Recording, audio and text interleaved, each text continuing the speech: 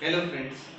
So once again I am present before you with another session of poetry, and today I have taken the poem of 10th class, and it is A Tiger in the Zoo. It is written by George Leslie Norris.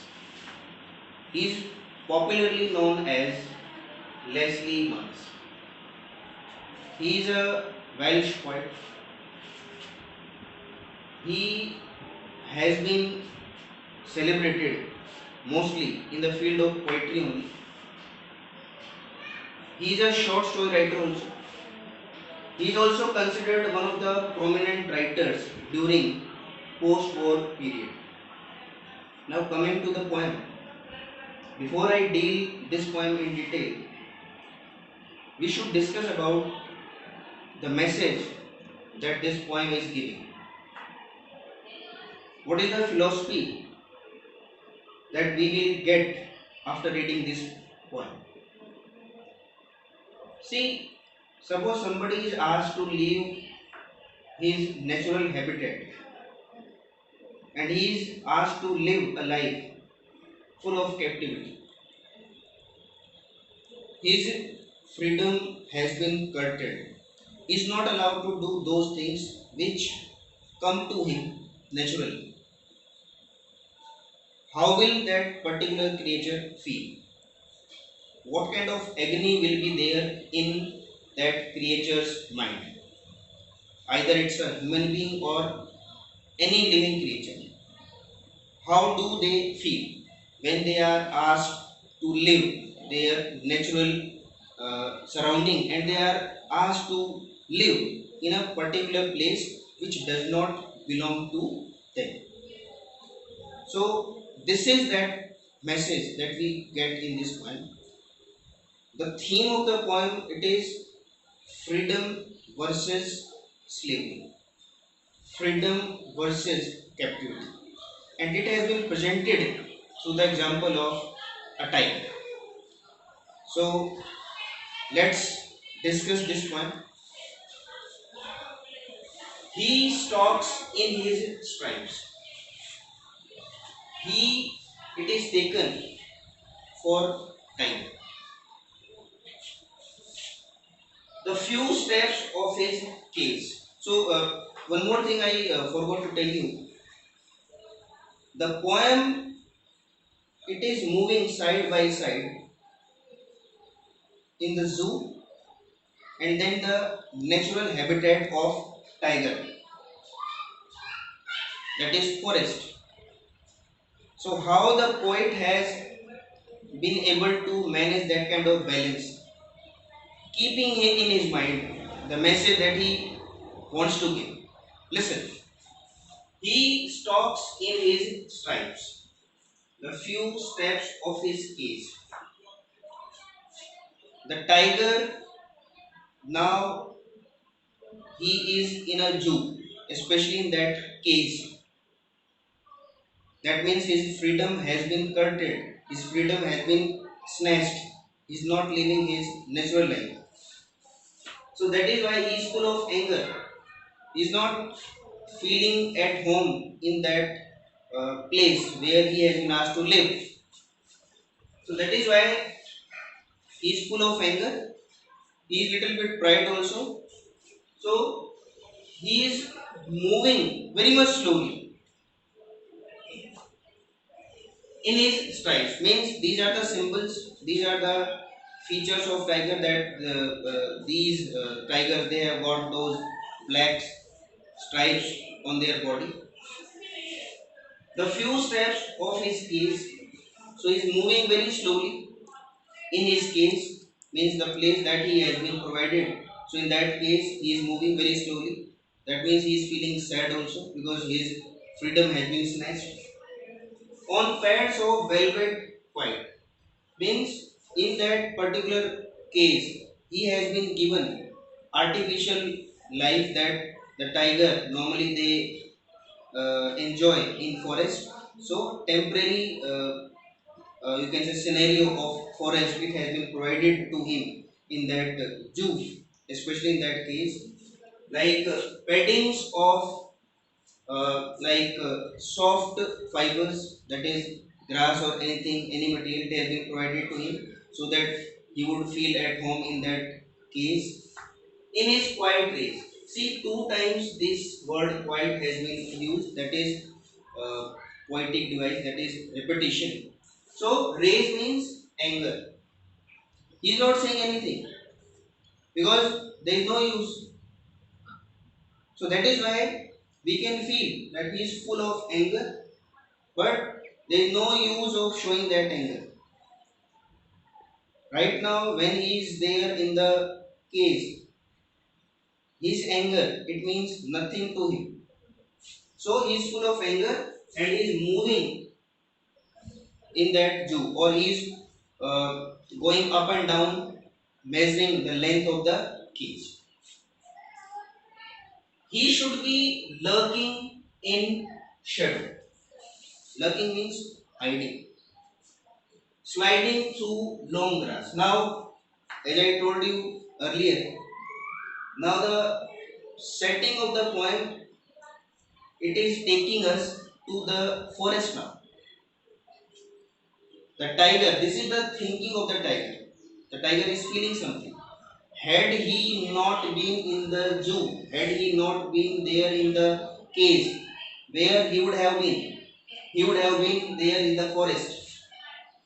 The time when he is there expressing his anger, doing nothing, at that time, he would have been hiding himself in shadow somewhere in the forest. And what is the purpose? Sliding through long grass. He could be moving along, sliding through the long grass. What is the objective? Near the water hole where plum deer pass. See, tiger, it is considered attacking animal. So every time he looks for some kind of opportunity. So that opportunity he is feeling. Had he not been there in the cave, he would have been hiding himself in shadow somewhere, sliding through some long grass, and he would be aiming at attacking those healthy deer that generally come in the search of some water point. So he is thinking, had he not been there, so he would have been attacking, killing some animal so that he would satisfy his hunger. He should be snarling around houses. Another thing that the tiger he could be doing when he is not there in the zoo, he is not there in the cage. What is the normal thing that the tiger normally used to do when they are in their natural habitat? He should be snarling around houses. The time when he is there in the zoo, at that time, suppose he had not been there, so he would have been doing another thing than attacking the animals only. And what is that thing? He would be showing his teeth, angry teeth, canines, okay, around houses. Means he would be showing those angry teeth, white teeth, and he would be taking a journey around the houses. Which houses? Which are there, which are situated at the jungle's edge. Bearing his white fangs.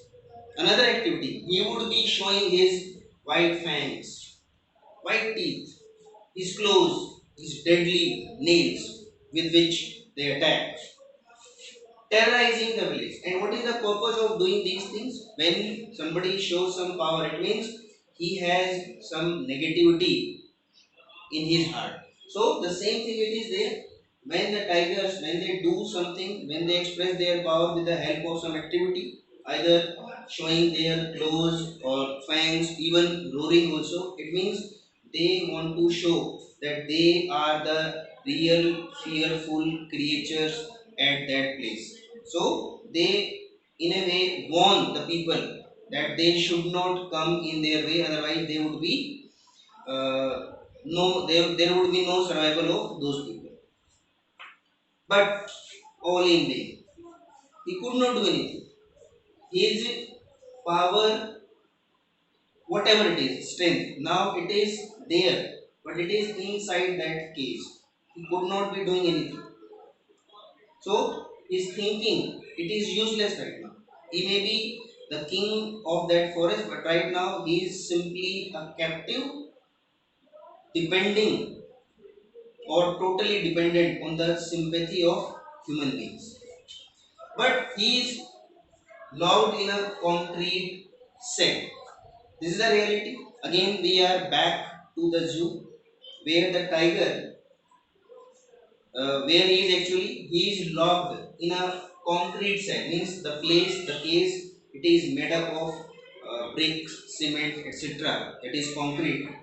His strength behind bars. So earlier I told you he might be powerful, but now that power, it's not in the open field. It's not, he could not, you can say, enjoy his power in the open forest. He is totally dependent, he is captive. So all his power, it is only in the cage, that is behind the bars, stalking the length of his cage. So I told you earlier, the same thing repeating here.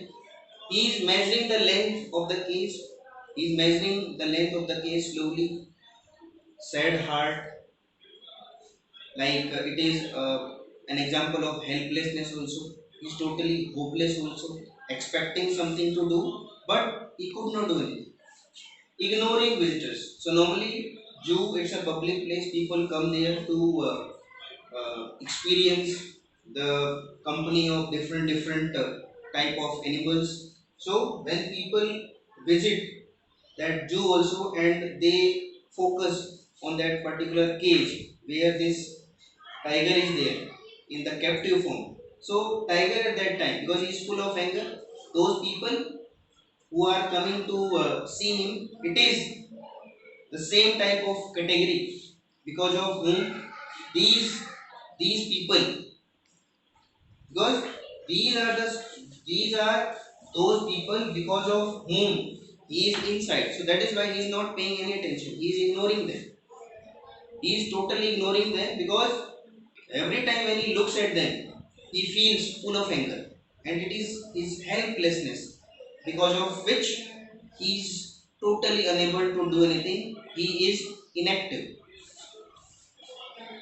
He hears the last voice at night.